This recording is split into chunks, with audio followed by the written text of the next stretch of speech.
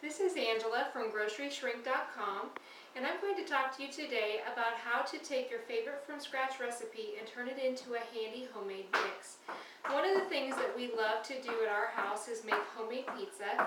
We do it every Friday night or every other Friday night.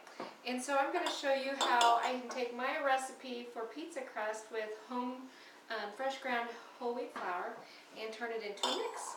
So here's my recipe over here.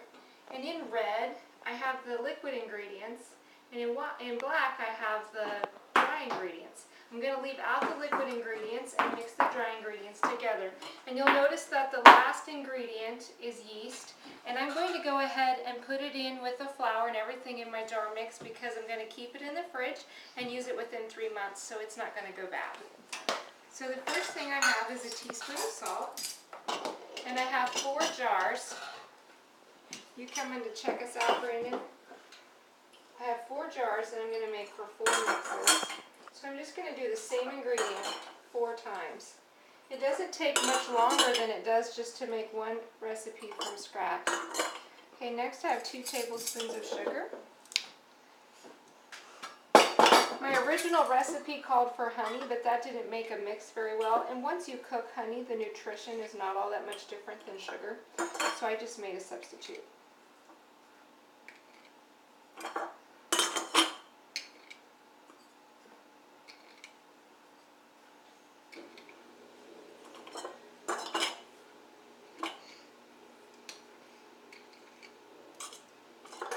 Okay, and then I have 4 cups of whole wheat flour.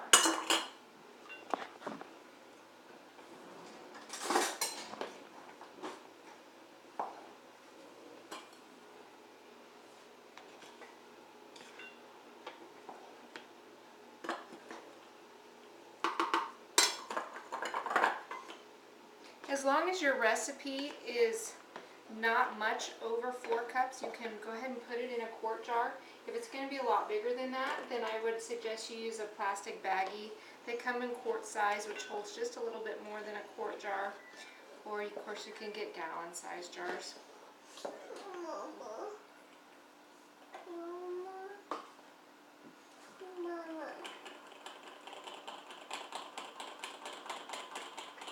Then I'm going to put the tablespoon of yeast on the top and seal it with a plastic lid.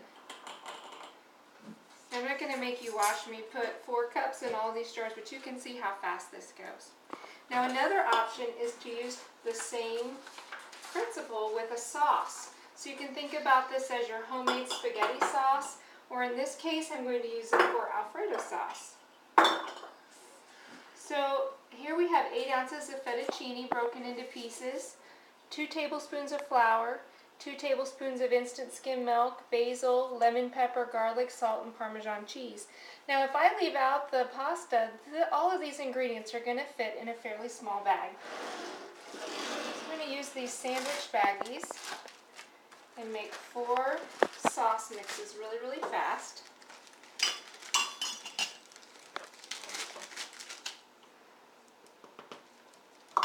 I'm going to start with 2 tablespoons of flour.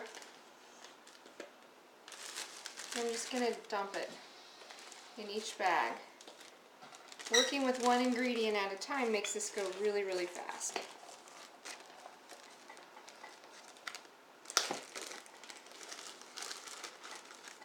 Now this recipe has Parmesan cheese. Parmesan cheese is shelf stable for a few weeks, but I'm going to go ahead and store these in the refrigerator.